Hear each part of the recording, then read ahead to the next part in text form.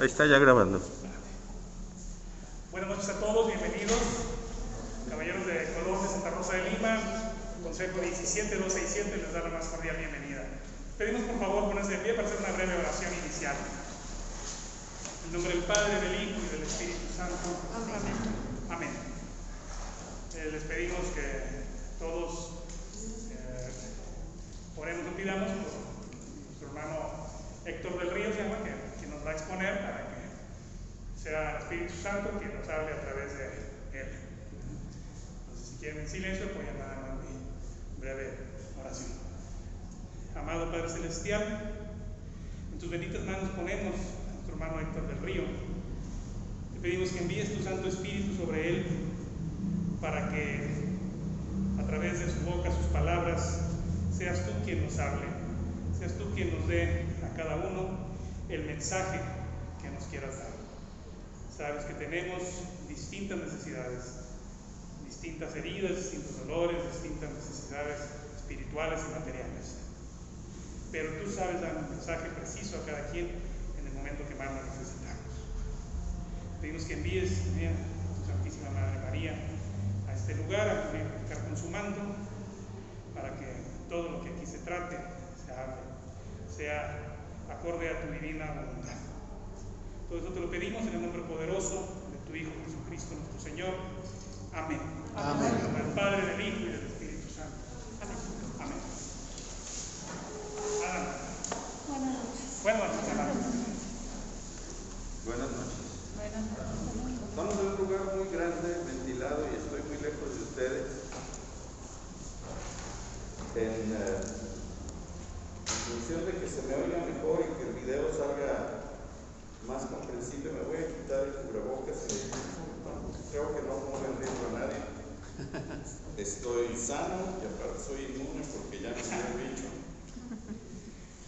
Pero mi hermano, nada más pedirte si gustas hacernos saber la forma en que quieres manejar tu exposición, si aceptas intervenciones o que te dejen exponer y al final si alguna pregunta, como tú quieras plantearlo, por favor, haznoslo saber desde el inicio para respetarlo de esa forma. Gracias. Bueno, vamos a hablar acerca de San Pablo de Tarso y de la idea que él tiene de la ley, ¿sí? El espíritu de la ley. La idea de la ley cambia en San Pablo cuando era Saulo. Su idea de la ley es radicalmente distinta que cuando se vuelve Pablo. Vamos a hablar de eso. Y las ciencias humanas, la antropología, la psicología, la filosofía, han avanzado mucho y algunos de los descubrimientos de estas ciencias modernas resulta que hallaron el hilo negro, encontraron lo mismo que nos enseña San Pablo. Entonces vamos a hablar de estas aportaciones de San Pablo sobre el espíritu de la ley a la luz de algunos autores relativamente modernos, ¿sí? De gente del siglo XX. Sí, son del siglo XX todos. Entonces, yo sé que ya estamos en el siglo XXI, pero pues yo creo que aquí todos somos del siglo XX, ¿no? Entonces, a mí se me hace como que todavía hace poquito el siglo XX, a mis hijos no, pero vamos a hablar de eso. Por favor, si en algo quieren más ejemplos, si en algo no soy lo suficientemente claro, si tienen alguna pregunta, algún comentario, siéntanse en completa libertad de en ese momento interrumpir y preguntar, ¿sí? Es mejor que se vaya entendiendo a que se vaya arrastrando algo que no quedó claro y que después no quede claro lo que sigue, ¿sí? Entonces, no me incomoda, no me distrae que interrumpan, al contrario, me da gusto, significa que no los estoy durmiendo. Entonces, siéntanse en la completa libertad de interrumpir en el momento que sea, ¿sí? Entonces, les platico un poco cuál es como el esquema, el recorrido de la plática que vamos a dar. Vamos a empezar hablando de la evolución de las civilizaciones, la evolución de las religiones y la evolución de la ley. Vamos a llegar al judaísmo. En el judaísmo vamos a poner como el ejemplo del punto máximo que alcanzó este desarrollo en el mundo antiguo, y ahí encontramos el momento en que irrumpe Jesús en la historia, ¿sí?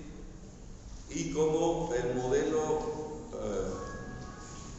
por antonomasia, el modelo ejemplar, el máximo y mejor ejemplo de un judío cumplidor y conocedor de la ley era Saulo de Tarso, y cómo en contraste con la novedad radical de Jesús lo hace dejar de ser Saulo y convertirse en Pablo, ¿sí? Y vamos a hablar acerca de una cosa que hay un filósofo norteamericano que se llama Lawrence Colbert, ¿sí?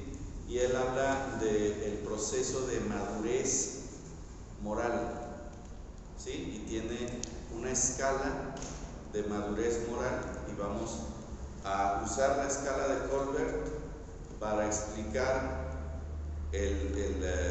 la diferencia entre la visión de Saulo y la visión del Evangelio, que lo tumba del caballo y lo hace cambiar por completo, ¿sí? Y la idea es que esto nos dé a nosotros elementos precisamente para mejorar en nuestra madurez moral, que nos ayude a ubicarnos en qué etapa o estadio de desarrollo de madurez moral estamos, ¿sí? De desarrollo moral, se le dice etapas de desarrollo moral de Colbert, ¿sí? Si después lo quieren buscar, se escribe K-O-H-L-B de burro, E-R-G de gato, Colbert, ¿sí? Entonces es K-O-L-H, ¿sí? B de burro, U-E-R-G, Colbert, ¿sí? Colbert. Lawrence Colbert, es norteamericano. Bueno, el humano tiene sobre el planeta bien poquito, contra el tamaño en el tiempo que lleva existiendo el mundo. El humano acaba de llegar, ¿sí? Los homínidos, es decir, los primates que se parecen a nosotros mucho, tienen 5 millones de años en el planeta, ¿sí? Pero los humanos tienen 50.000 años en el planeta. Hace apenas 50.000 años que empezamos a ser el Homo sapiens sapiens. Es bien poquito. 50.000 años es bien poquito, ¿sí?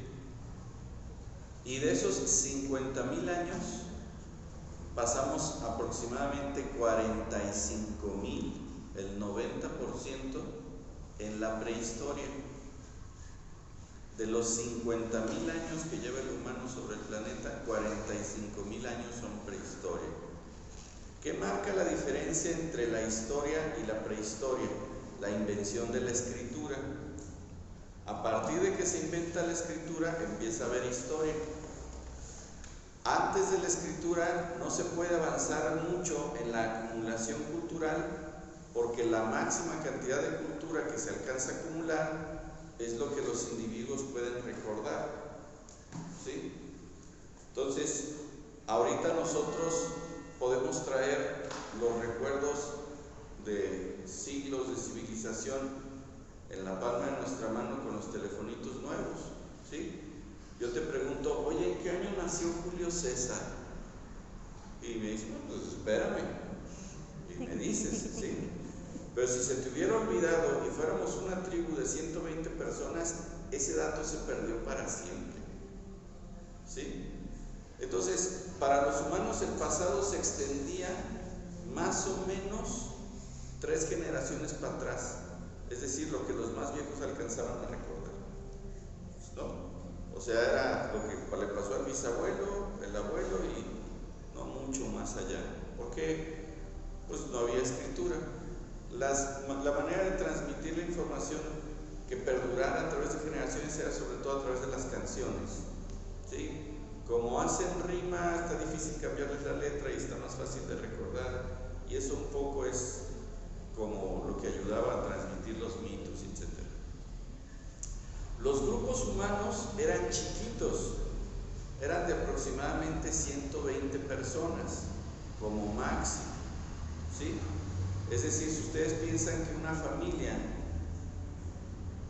de la antigüedad eran alrededor de 12 personas, eran como 10 familias, es decir, el patriarca con sus 10 o 12 hijos y los hijos de estos eran tribus. ¿Por qué no eran más grandes los grupos humanos? Bueno, pues porque no se había inventado la agricultura y porque caminamos aproximadamente a 4 kilómetros por hora, ¿sí?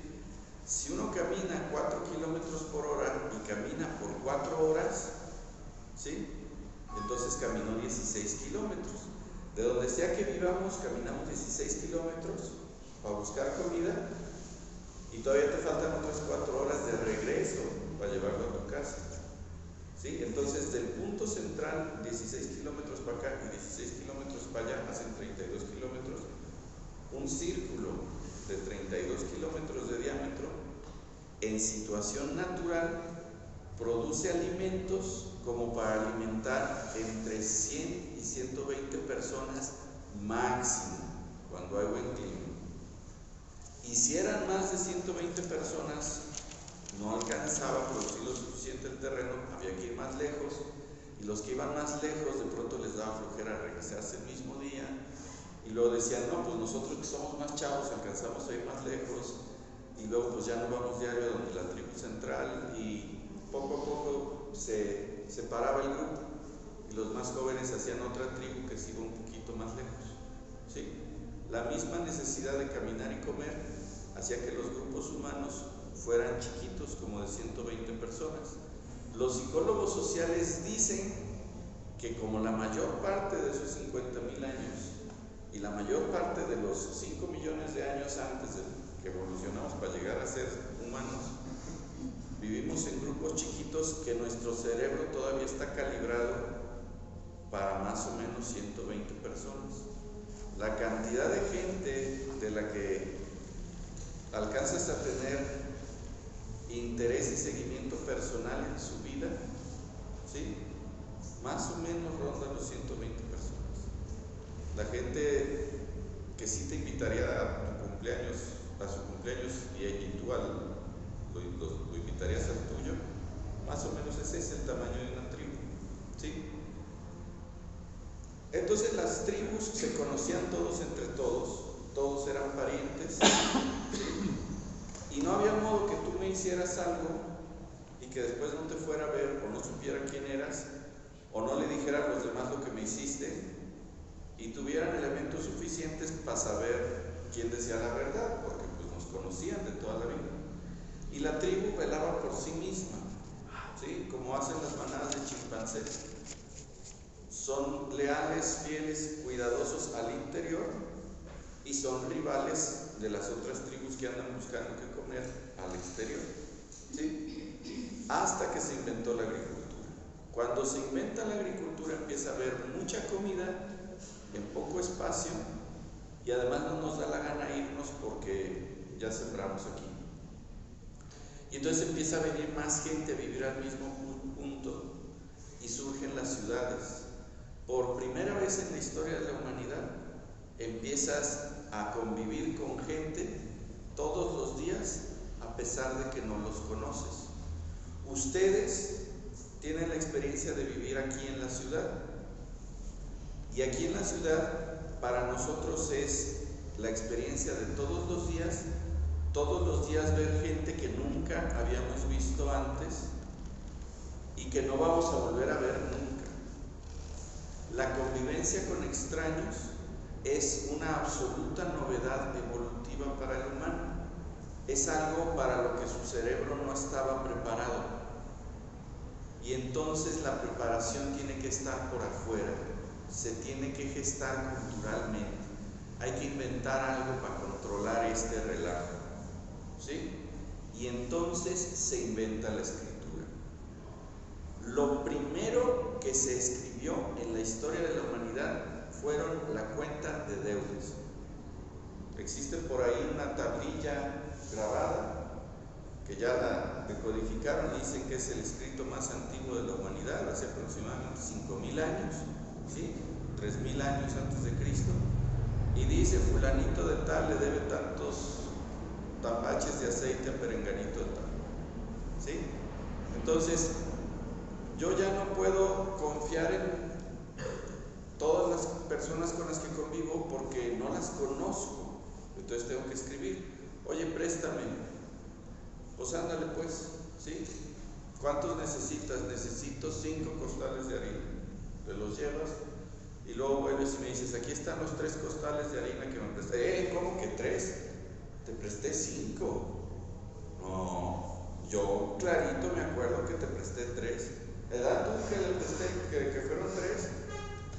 ¿No? Y entonces inventamos aquella de papelito. Ahora, bueno, todavía no era papelito, era tablita, ¿sí? Y entonces empezó a contar con nuditos en cuerdas, con agujeritos rascados en las piedritas, hacíamos lodito y le apachurrábamos con un palito y lo dejábamos secar, ¿sí? Fuimos inventando cómo escribir. Lo primero que se escribió fueron deudas. Fue para lo primero que sirvió la escritura. Después de escribir deudas, se empezaron a escribir leyes, ¿sí? Y las primeras leyes que se escribieron fueron equivalencias de intercambio, ¿sí? Por un tapache de, no sé qué se vendiera la sociedad que te estás imaginando, ¿sí? Por un tapache de pepinos equivale a 2 tapaches de rábanos, ¿no? Y después intercambios de monedas, ¿sí? Te tomo una rupia por tantos, no sé qué, lo que sea, ¿sí? Entonces primero fueron las cuentas, después fueron las leyes, y después de las leyes fueron las historias. Fue la tercera función, la que ahorita nos parece la más natural de la escritura, fue la tercera función, ¿sí? Los relatos del origen de la humanidad que venían por tradición oral antes de la escritura, ¿sí? Tienen una figura de la humanidad que tiene que ver con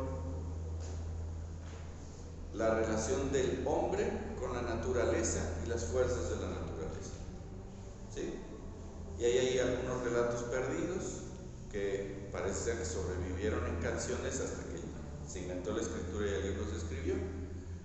La mayoría de los relatos sobre el origen de la humanidad que se inventan cuando está la escritura hablan del caos, ¿sí? De cómo esto era pura guerra y pura matadera y puro desacuerdo hasta que vinieron los dioses y pusieron orden, pusieron reglas, ¿sí? Y esto nos habla de cómo fue para la humanidad como un reinicio, un mundo completamente nuevo, la necesidad de inventar leyes y de hacer que se obedecieran, ¿sí?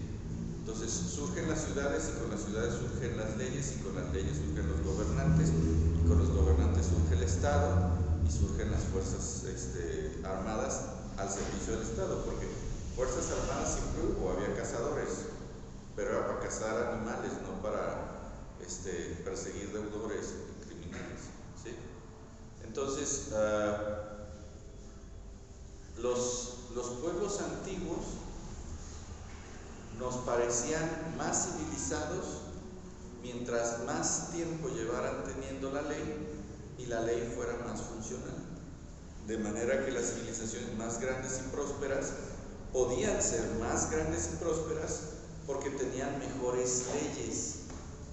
Lo único que permite hacer que muchos humanos convivan en un mismo lugar es que tengamos leyes. El hecho de que estemos nosotros que no nos conocemos aquí y estemos en paz, que se llene un estadio de gente y que no se maten entre ellos, en estrictos términos biológicos es un milagro. Si yo lleno un estadio de lobos, aunque son seres sociales y viven en manadas, organizados y todo, serían muchas tribus de lobos, muchas manadas distintas. O si lo lleno de chimpancés, o si lo lleno del mamífero que tú quieras, ¿sí? Si yo junto miles de individuos de la misma especie en un mismo punto y los confino, se arma la pelotera, se arma la guerra, se empiezan a matar entre ellos. No hay modo que convivan en paz. El milagro de que nosotros como humanos seamos capaces de convivir en paz es que generamos una cultura en donde tenemos el acuerdo de seguir ciertas reglas básicas. Ahora, estas reglas básicas no siempre fueron las mismas.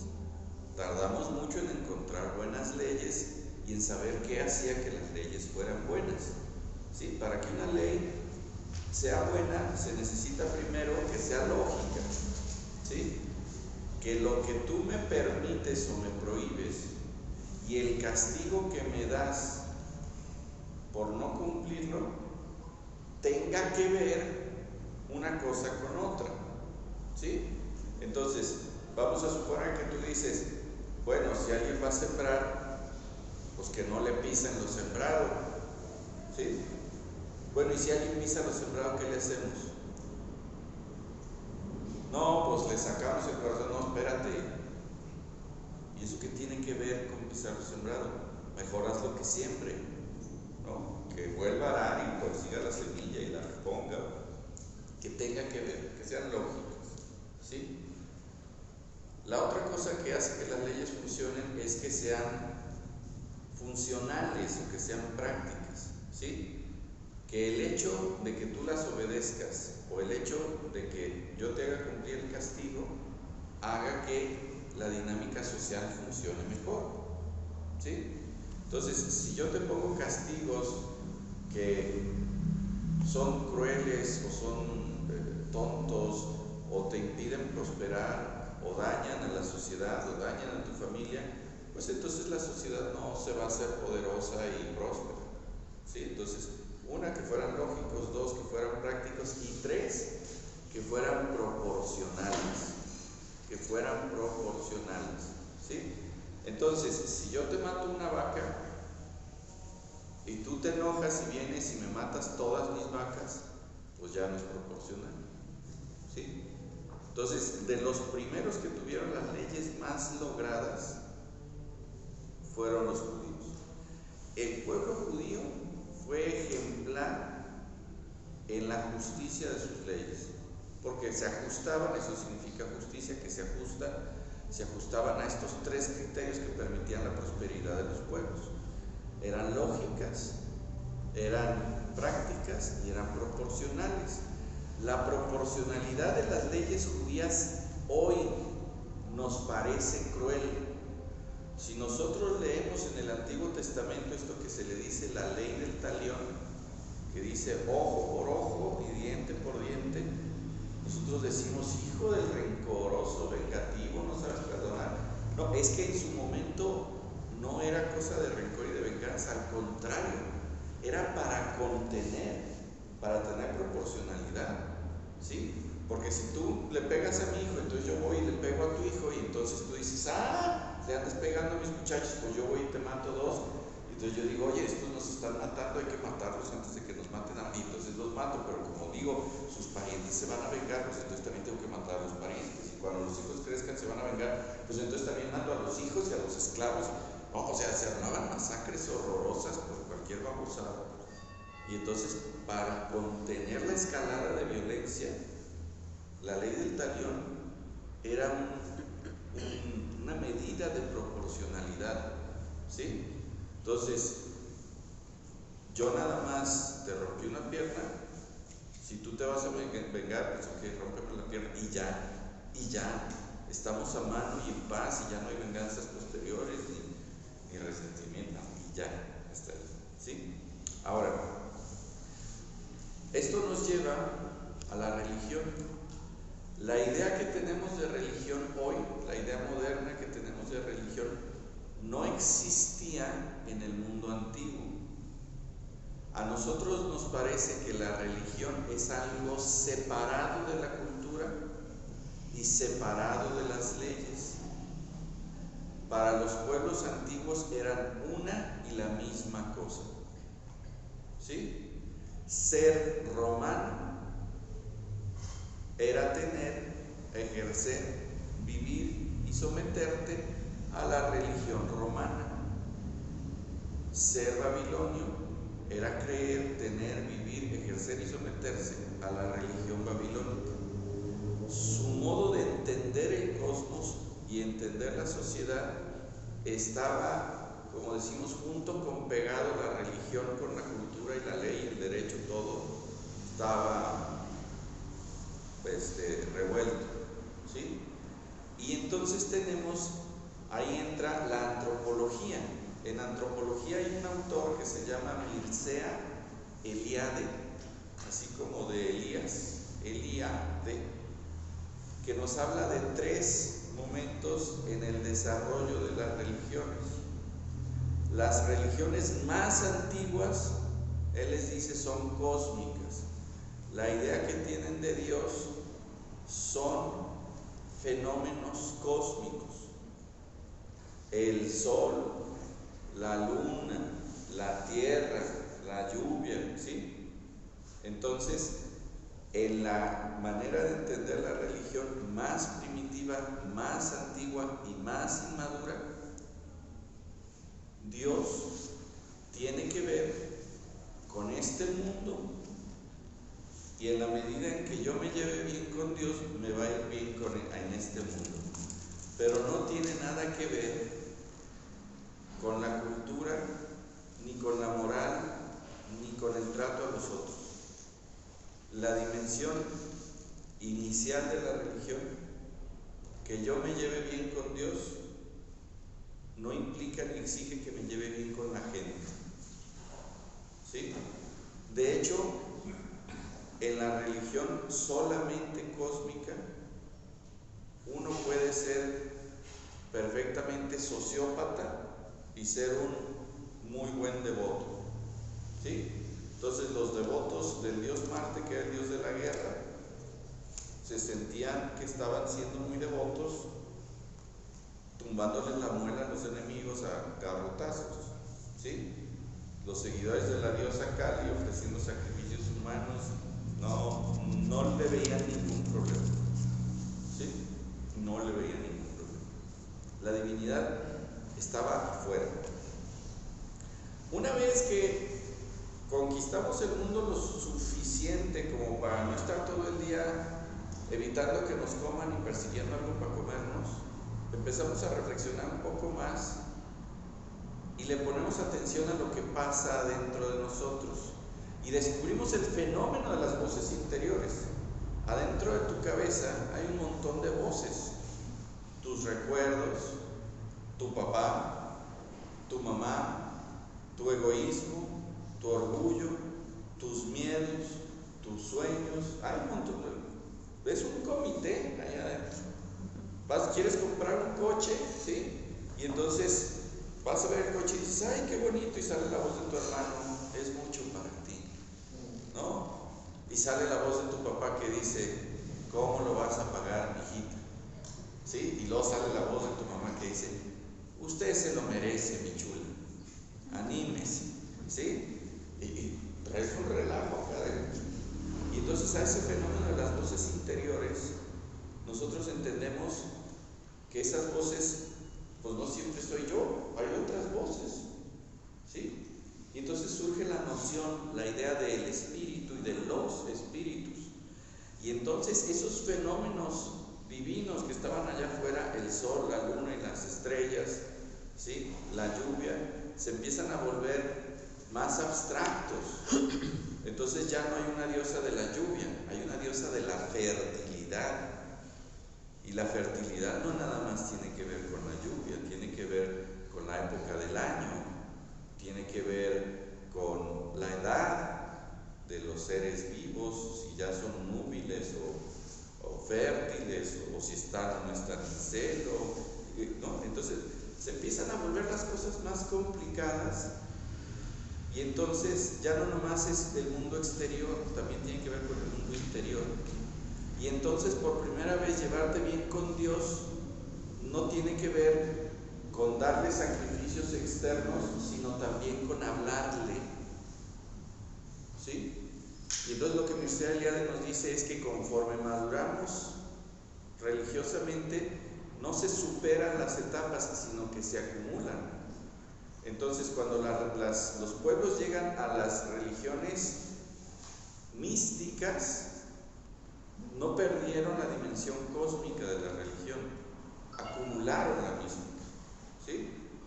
Y entonces, pues, a los dioses no nada más hay que ofrecerles sacrificios, también hay que rezarles, también hay que buscar cuál es su voluntad y tratar de escucharles, ¿sí? También hay que saber su historia, sus motivaciones, ¿sí? Y empieza la gran era de la mitología, ¿no? Y por último, el estado más alto de madurez en el pensamiento religioso es el histórico.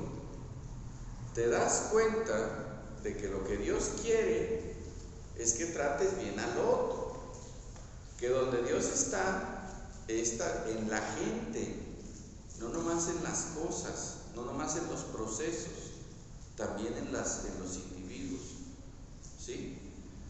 El primer pueblo en la historia de la humanidad que alcanza la madurez de desarrollar una religión histórica, lo que significa que ya pasó por la religión cósmica y por la religión mística, y alcanza una religión histórica, y que como se acumulan también es, aparte de histórica, es mística y es cósmica, ¿sí? El primer pueblo que alcanza este grado de madurez es el pueblo judío. Experimenta a Dios como alguien que se preocupa por ellos y que interviene en la historia, ¿sí? Cuando el pueblo judío recibe los mandamientos de Moisés, ya tiene mucha madurez histórica. Es decir, cuando Moisés recibe los 10 mandamientos y baja y se los muestra al pueblo y les dice: no robarás. Para los judíos no era así como: ¿y por qué no? Ya tenían noción de que robar estaba mal, ¿sí? Entonces Dios educa a los humanos poco a poco y vamos madurando. El pueblo que alcanza más madurez es al que trae con marcaje personal Dios, que son los judíos, ¿sí?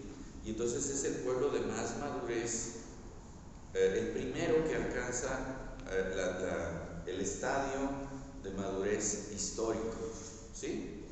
Y entonces dices: llevarme bien con Dios pasa por tratar bien a los otros. Eso no existe en el siglo I, cuando nace Jesús. Para la religión romana eso no existe, eso es impensable. No les pasa ni por aquí, no se les ocurre, ni se les figura. Para un romano bien devoto está perfectamente moralmente permitido, sin ningún cargo de conciencia, tiene esclavos, tortura y mata. Porque para él Dios está en los procesos y en las cosas, pero no en el prójimo, ¿sí? Julio César, fíjense, Julio César en su momento estaba muy preocupado por los dioses. Él era muy devoto, ¿sí? Si tú te hacías devoto de un dios, había como una cierta, ¿cómo diría yo? Unas fases como de pruebas o de retos, ¿sí? Que te hacían escalar niveles en el culto a ese dios. Entonces tenías que saberte ciertas oraciones, ofrecer cierta cantidad de sacrificios, ¿sí? Dedicar cierta cantidad de tiempo y de dinero.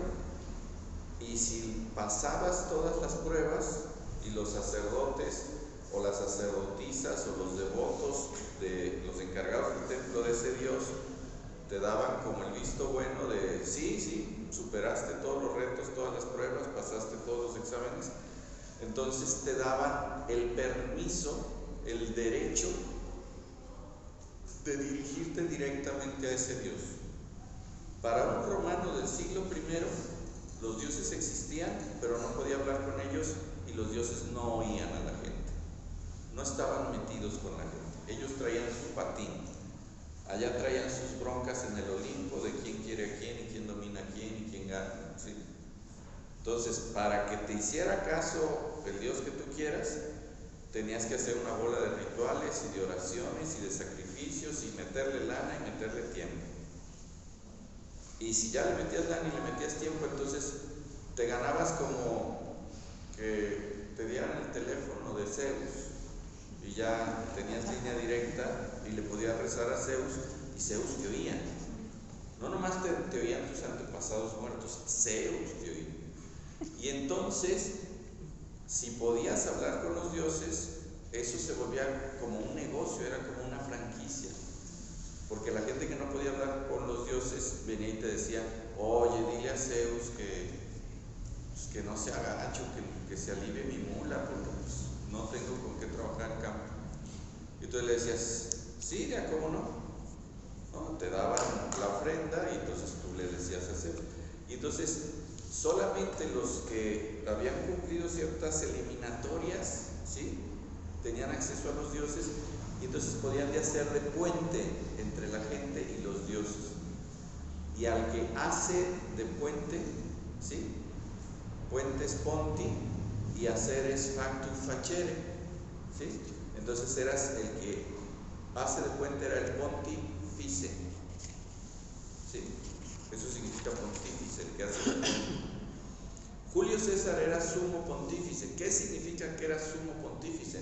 Que como si fueran cartitas de un álbum, las coleccionó todas y logró ser pontífice de todos los dioses romanos. Era pontífice de Afrodita, y era pontífice de Hera, y era pontífice de Zeus, y era pontífice de Apolo, y colecciónalos todos, ¿sí? Sin embargo, Julio César, para los estándares religiosos que nosotros tenemos, no parecía un devoto. Tenía esclavos, iba a la guerra y hacía matadero, y tenía una moral sexual que para nosotros sería muy promiscua y muy escandalosa, ¿sí? Hay registros escritos de la historia romana en donde la soldadera decía de Julio César es el marido de todas las mujeres y es la mujer de todos los maridos. Se metía con todos, le ponía a todo. También Julio César. Sí, Julio César le ponía, ¿sí?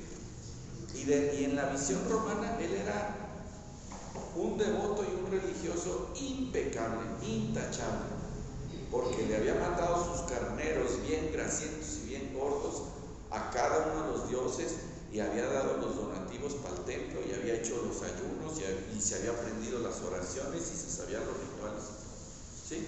Entonces el modo de entender la religión de los romanos no llegaba al nivel histórico. Para ellos, ¿sí?, tratar bien a la gente no le importaba a Dios. A los dioses los tenía sin cuidado. A cada dios le importaban sus servidores.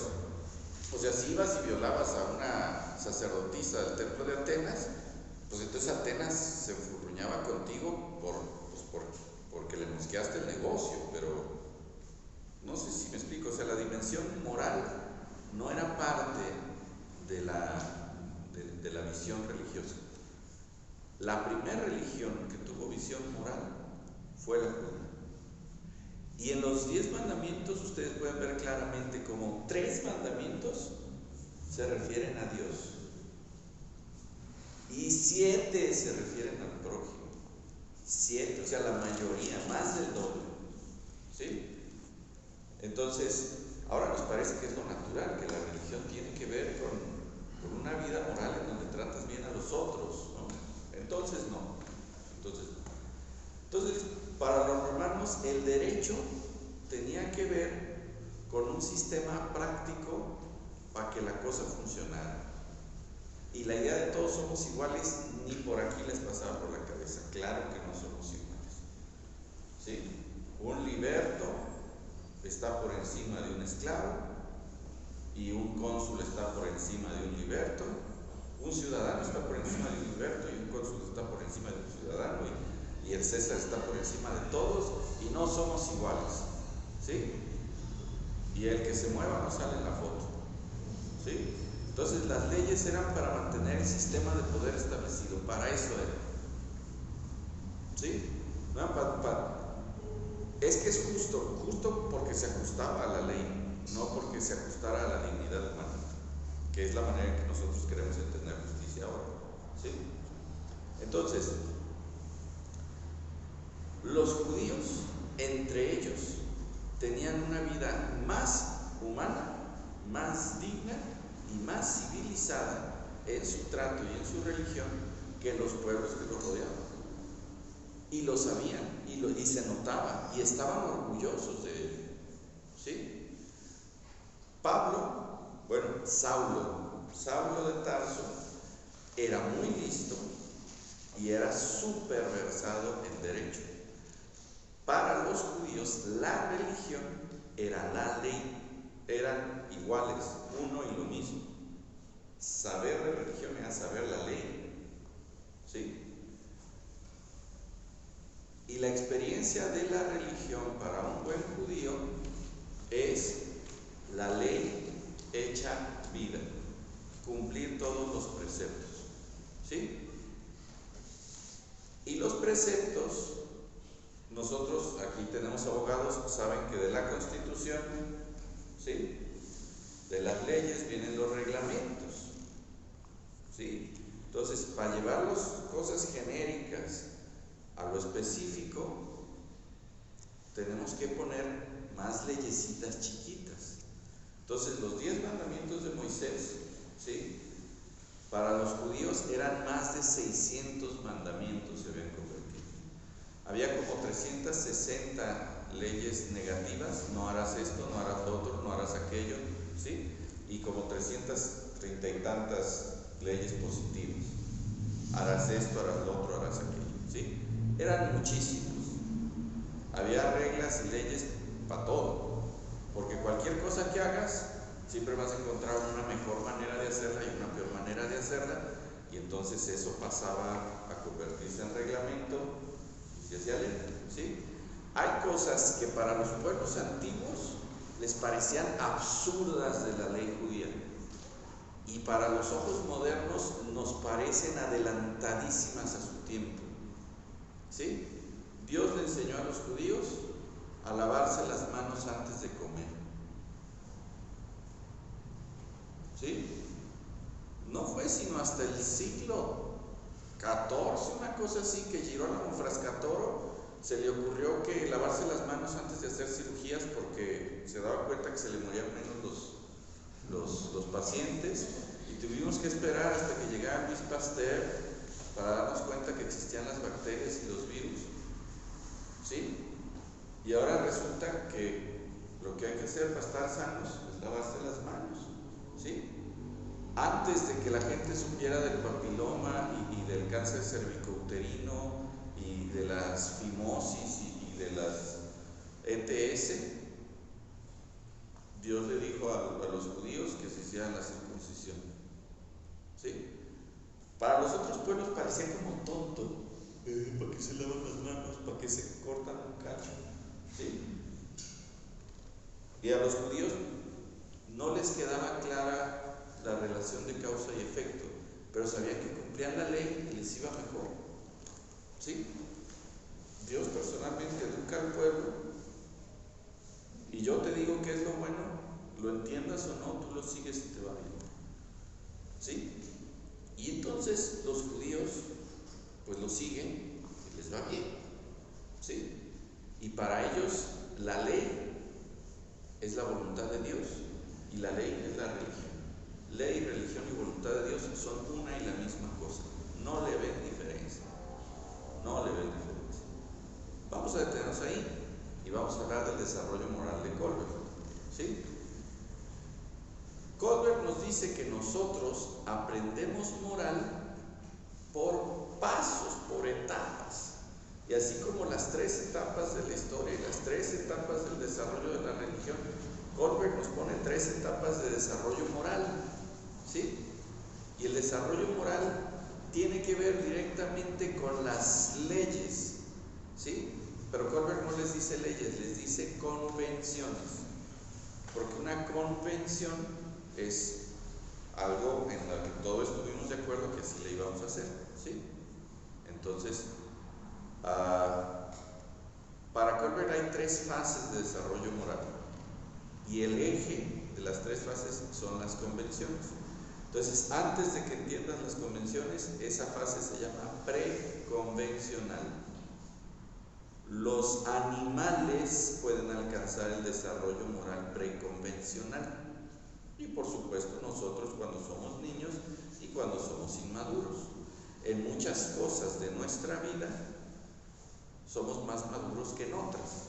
Entonces puede que haya aspectos en nuestra vida en donde nosotros actuamos con mucha madurez y otras donde seamos bien preconvencionales, ¿sí? Ahorita vamos a poner ejemplos y verán que sí, Cuando eres más maduro, entonces estás en la fase convencional, ¿sí? Para ti el eje de la convivencia es la convención.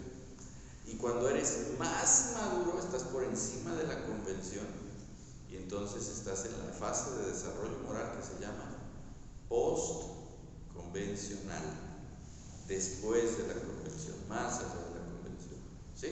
Entonces los vamos a explicar.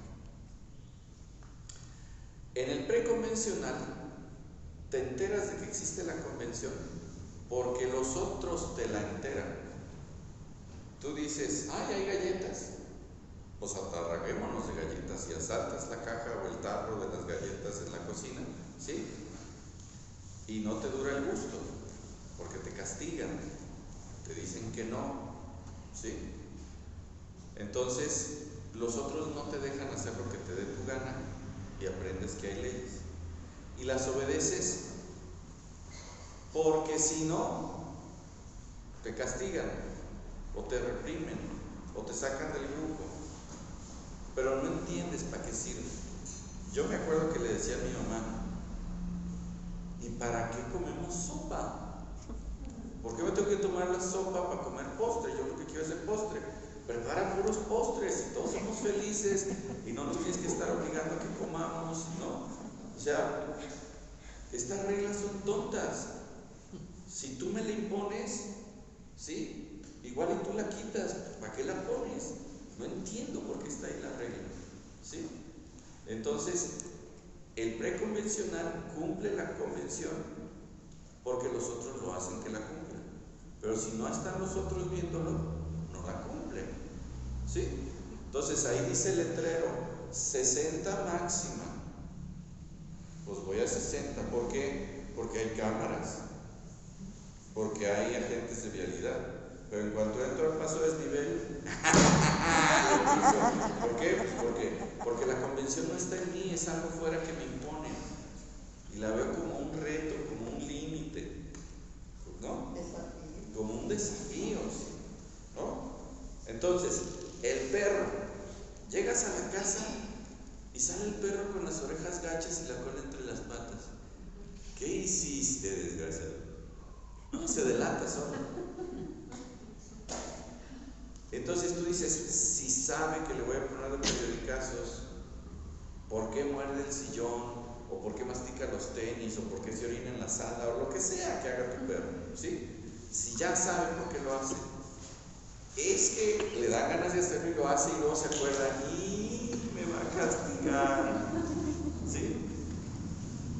Pero no entiende por qué lo castigas. Él sabe que mascan tus tenis y le pegas, pero él no entiende por qué le pegas si son tan sabrosos de masticar, ¿sí? No entiende por qué le pegas. Hay un psicólogo español jesuita, sacerdote jesuita, que se llama Carlos Domínguez. Y Carlos Domínguez hace un desarrollo de cómo se experimenta la culpa en cada uno de los estadios de desarrollo moral de Colbert y dice: la culpa en el preconvencional se vive como miedo al castigo. Cuando el niño se siente culpable de haber roto el florero de su mamá, ¿sí?, lo que quiere es que no lo castigue. Ay, no, mamá, te prometo que no lo vuelvo a hacer. ¿Qué es lo que quiere? Salvarse de los cinturonazos, ¿sí? Entonces la culpa es miedo al castigo y la convención es el pretexto con el que me castigan, pero no entiendo para qué está ahí, ¿sí? Crezco más, aprendo más, maduro más, reflexiono más, entiendo más y me doy cuenta de que las reglas, las convenciones se necesitan, ¿sí? Quiero jugar con mis amigos en el recreo y no puedo jugar porque cada quien hace lo que se le antoja y parece que están haciendo trampa, y entonces digo: no, hay que poner reglas, ¿sí? El niño que jugaba algo en su familia, cuando llega a la escuela se da cuenta de que hay otros niños que dicen que juegan a lo mismo, pero lo juegan diferente. Cuando el niño es preconvencional, está seguro de que los otros niños no saben jugar y no lo juegan bien. Pero cuando empieza a ser convencional, se da cuenta de que es posible jugar de otras maneras. Que la convención la armamos entre todos, porque si no, no hay modo de jugar, ¿sí? Jean Piaget, este biólogo francés que se convirtió en teórico de la educación, tiene un libro que se llama El desarrollo del criterio moral en el niño, y él nos dice que especialmente a través del juego es como el niño entiende la necesidad y la función de las reglas, ¿sí? Entonces resulta que a mí mi papá me enseñó a jugar a las escondidas en mi casa, y el que cuenta se tiene que poner en la esquina del sofá de la sala para contar, porque de allí no alcanza a espiar a los demás.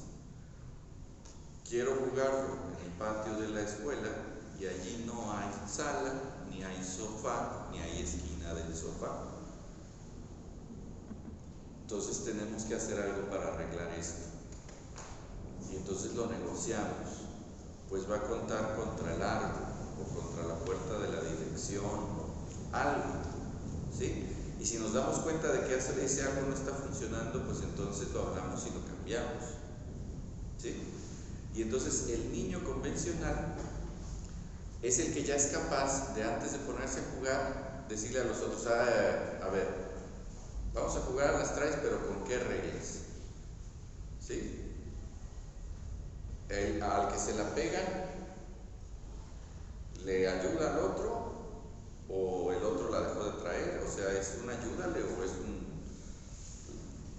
No sé si me explico, pues. O sea, hay varias maneras de jugar. Si yo la traigo y te toco, yo ya no la traigo y ahora la traes tú, o ahora la traemos los dos. ¿Va a haber base o no va a haber base? ¿Sí? ¿Se vale rajar o no se vale rajar? Ah, pues fulano está ahí, no. O sea, se hacen acuerdos. Y entonces, en la fase de desarrollo que es convencional, para ti la convención es un absoluto. Hay que respetar la convención, porque la convención es el núcleo, es el eje, es la posibilidad de la convivencia, ¿sí? Y nosotros de niños decimos, para que la gente respete la convención, y chin chin el que no la, ¿no? O sea, nos surge la necesidad de algún castigo para que no la cumpla, ¿no? Pero después uno madura más y se da cuenta de que hay unos fines y que las reglas son medios para cumplir los fines, y que esos medios, dependiendo de las circunstancias, son más o menos útiles o más o menos inútiles o incluso adversos, ¿sí? Entonces vamos a suponer que lo que nosotros queremos es tener la conferencia sin interrupciones, y entonces ponemos la regla de que todo el mundo apague sus teléfonos, ¿sí? Y Y entonces nos juntamos cada semana, pero una semana resulta que hay un problema, una tragedia, algo, ¿sí? Y nosotros estamos expuestos porque teníamos apagados nuestros teléfonos y no nos enteramos, ¿sí? Y entonces nos damos cuenta, bueno, ¿de qué se trataba apagar los teléfonos? Pues se trata de alcanzar el mayor bien para la comunidad. Y si hay cosas más buenas que no ser distraídos en la conferencia, pues entonces que nos distraigan en la conferencia. ¿Sí? Entonces, el postconvencional entiende los principios que tratan de ser cuidados o salvaguardados por todas las leyes o convenciones. Y entonces ya no necesita las leyes o las convenciones porque entiende los principios. ¿Sí? Así como decimos que cartera mata galán. ¿Sí? Así podríamos decir que principio mata regla, mata convención. Si yo entiendo los principios, ya no necesito las convenciones. Les voy a poner un ejemplo, va a parecer tonto, pero sí va para allá. Confíen en mí un momentito mientras les lo cuento y van a ver que sí llego para allá. Les voy a enseñar a hacer un pie. ¿Sí? Es un pie de plátano. Para la costra van a tomar un paquete de galletas Marías y sin sacarlas del empaque, ¿sí? Les van a pegar con algo duro hasta hacerlas polvo. ¿Sí? El asiento de una botella de refresco sirve perfecto, la mano del metate, un pomo de mermelada, el rodillo, haces polvo las galletas. Luego les pones una barra de mantequilla al rollo de galletas para que se haga una masa y la acomodas en un plato para que forme la costra del pie. Después agarras un plátano, una barrita de queso crema, azúcar y canela, lo machucas todo con un tenedor hasta que formes una pasta uniforme y ese es el relleno del pie.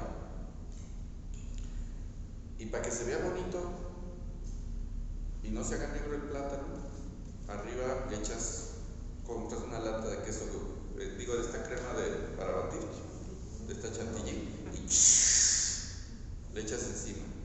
Lo metes al refri, porque después de la sangolotea que le das quedan calientitas el queso crema y la mantequilla está aguada. Lo metes al refri que se haga firme, lo sacas y a disfrutar. ¿Sí? Ahora, si tú eres convencional, te aprendes la receta y sabes hacer pie de plátano. Si tú eres listo y eres post-convencional, entiendes los principios y sabes hacer pie de todo. ¿Sí? Entonces te das cuenta que galleta molida con mantequilla significa cereal cocido con un aglutinante. Si no tienes galletas Marías, ¿qué otro cereal cocido le puedes poner? Pues galletas Oreo, cornflakes, cereal de Cheerios, le puedes poner harina cruda y luego la tuestas. Si no tienes mantequilla para juntar las morusas, ¿qué le puedes poner? Cualquier otro aglutinante, clara de huevo, manteca vegetal, margarina, aceite, cualquier cosa que se haga, hasta agua. ¿Sí? Si la harina es de trigo, con el agua genera esta cosa que le dicen gluten, que es como chicloso y pegostea. ¿Sí? Entonces ahí está. ¿El relleno qué es? Pues es alguna fruta endulzada y condimentada. Si no tienes plátano, lo puedes hacer con mamey, o con durazno, o con coco, o con mermelada de la que tengas en tu casa. Si no tienes queso crema, ¿qué es el queso crema? Es un espesante, pues cualquier otra cosa que lo espese. Las yemas del huevo, maicena hervida. ¿Sí? ¿Qué es la costra del pie? Pues es algo rico que se vea bonito. rebanadas de la fruta, tiritas de la masa, una mermelada bonita. ¿Me explico? Entonces, el convencional puede cumplir el principio en unas circunstancias con ciertos ingredientes. El post-convencional puede hacer fry con lo que haya. ¿Sí?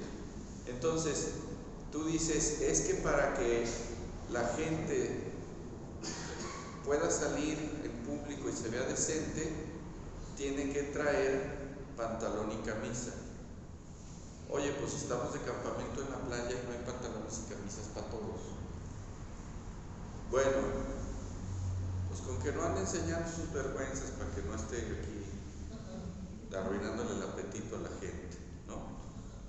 Pues si no hay camisas, pues aunque sea hojitas de parra que se pongan, no sé, ¿no?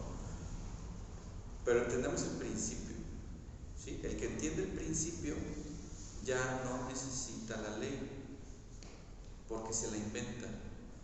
El que sabe cocinar no necesita la receta. Con lo que hay en el refri hace, ¿sí? Porque entiende para qué sirve cada cosa. Jesús es post-convencional. Jesús entiende los principios, y porque entiende los principios desobedece las leyes. Jesús, a los ojos de su cultura, de su tiempo, es inmoral porque es demasiado ético. Desobedece la ley y cura en sábado. Y le dicen, curaste el sábado, y les dice, a ver, ¿cuál es el principio de esa ley? ¿Se hizo el sábado para el hombre o el hombre para el sábado? ¿Sí? Saulo de Tarso, la palabra Saulo, el nombre Saulo, en hebreo es el equivalente a que en latín, en romano, se llamara Maximus. ¿Sí? Maximus, o sea, hasta arriba. Y el cuate es el mejor alumno de Gamaliel, que es el profesor más pistola de la época. ¿Sí? Es Maximus. ¿Sí? Él es Saulo. Y se saben todas las leyes y las cumple todas. Y los cristianos no las cumplen, desgraciados. La herencia del amor de Dios, la patria que hemos tenido en el destierro, es la ley, y ustedes la ningunean. Voy por ustedes y me los trueno a todos, que caray, faltaba más. Pero conoce a Jesús y entiende el principio. Y cuando entiende el principio, le sobra la convención, ya no la necesita. En la carta a los Gálatas, ¿sí? En el capítulo 3, versículos 24 y 25, San Pablo dice, la ley nos fue dada como un tutor, como un educador, como un preceptor, depende de cómo lo traduzcan, ¿sí? Pero ahora que nos fue dada la fe, ya no necesitamos el preceptor, ¿sí? Es decir, la ley es el proceso mientras maduras y entiendes los principios. Es como el pañal, lo vas a necesitar mientras maduras. Pero si te quedas adulto usando pañal toda tu vida, qué vergüenza y qué asco. Deberías de madurar lo suficiente para dejarlo atrás. Esto es lo que entiende Pablo de la ley. La ley es buena, la ley del Señor, pero la ley es mientras recibíamos el Espíritu. Una vez que tenemos el Espíritu, qué bonito que tuvimos la ley, no la despreciamos, no se vuelve mala, no es inútil, pero ya no es necesaria, estamos por encima. San Agustín entiende esto a la perfección y entiende que el espíritu del Evangelio es el amor al prójimo. Y San Agustín lo entiende también, que resume toda la moral cristiana en una sola frase: ama y haz lo que quieras. No se oyó más fuerte: ama y haz lo que y quieras. haz lo que quieras. ¿Sí? Entonces, tú dices, oye, ahí hay un vago allá afuera, no sé qué hacer con él. Ya le hablamos a la policía, se lo llevan, pero pues lo sueltan y vuelve a venir. Velo como tu hermano, ámalo hasta el límite. Mágicamente sabes qué hay que hacer con él. Se te ocurre, ¿sí? No hay nada con más recursos y con más ingenio que una muchachita enamorada. Los de la CIA, los del FBI, la KGB son tarados junto a ella. Llega con el mocoso que le gusta. Ay, te queremos presentar a una amiga. Llega ella toda chileada y ya sabe del cuate su fecha de cumpleaños, dónde estudia, cómo se llaman sus amigos, cuál es su pastel favorito, su color favorito. Sabe cosas del cuate que el cuate no sabía de sí mismo. Así. ¿Sí? Ante el amor verdadero, todo se vuelve recurso y todo se vuelve creatividad. No necesitas las reglas. ¿Sí? Hay un filósofo ateo que se llama Comte Sponville, tiene un libro que se llama Invitación a la Filosofía, y él dice: las virtudes imitan al amor. ¿Para qué tenemos las leyes? Para que la gente se porte como si se quisieran entre ellos. Pero si ya nos queremos entre nosotros, ya no hacen falta, ya las superamos. ¿Sí? Perdón, esto es tan bonito que hasta se me pone la garganta gorda. Cuando Saulo entiende esto, cuando él se da cuenta de que andaba persiguiendo el espíritu para destruirlo en nombre de la ley, él entiende que él es el más pequeño de todos. Y de ser Maximus, de ser Saulo, se cambia de nombre y se pone Minimus. Se pone Pablo.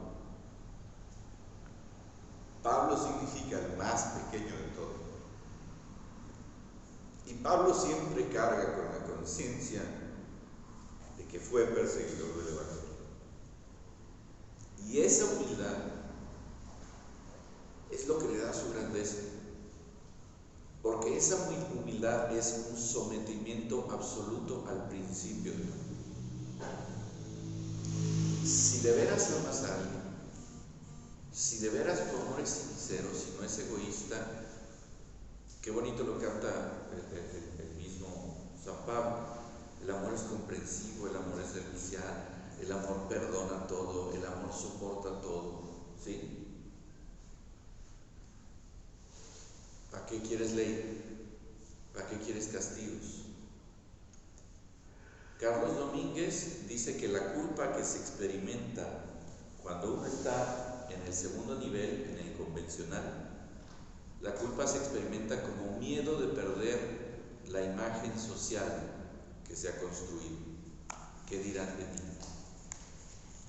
Voy a quedar en ridículo. Se van a enterar que soy un sinvergüenza, un ratero, un puerco, lo que sea. Y en el tercer nivel de madurez, en el postconvencional, la culpa se experimenta como un sincero deseo de reparar el daño causado. Ay, es que yo tengo un problema porque ando luche y luche con la culpa. La culpa es sana si es madura. Si lo que tienes es ganas de reparar el daño que causaste, éntrale, felicidades, qué bueno que tengas culpa. Si tu culpa es miedo a que te castiguen o miedo a que los otros no te vean bonito y no te acepten, eso es una inmadurez.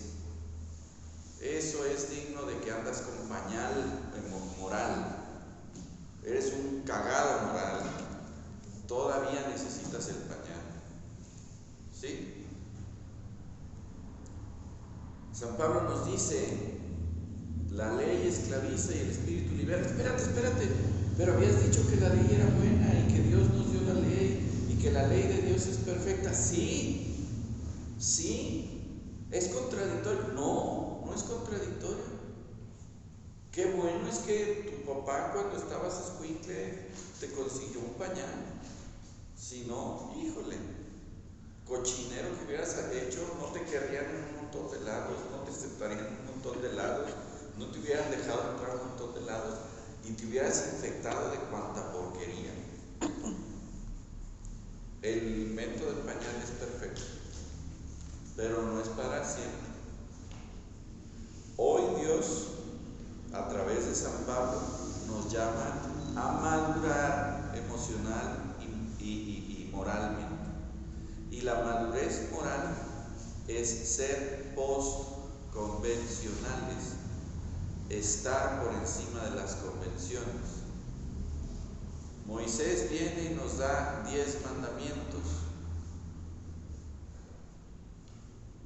Le preguntan a Jesús, oye, de esos 10 mandamientos que nosotros convertimos en más de 600 mandamientos, ¿cuál de todos es el más importante? Y dice, amar a Dios sobre todas las cosas y a tu prójimo como a ti mismo. Y esas dos formulaciones son las antiguas y son imperfectas. Jesús las agarra las dos y las funde en uno solo y es el mandamiento perfecto. Ámense los unos a los otros como yo los he amado. Y ese ya no es mandamiento en el sentido de convención, es mandamiento en el sentido de principio. De ahí vienen todas las leyes, de ahí vienen todos los cánones, todas las reglas, todas las normas de cortesía, ¿sí?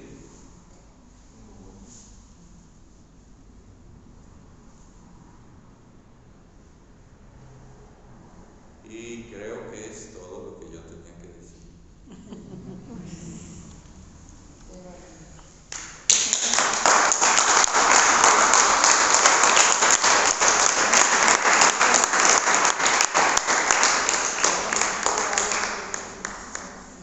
¿Algún comentario o pregunta? ¿Expositor? ¿Hermano Miguel? Ay, gracias a ustedes que me tuvieron paciencia y atención. ¿Dónde puedo guardar el video? Ahorita se está grabando y luego yo te lo paso. Ok, Para llegar a todo esto que se mencionó, sí hubo necesidad de entonces de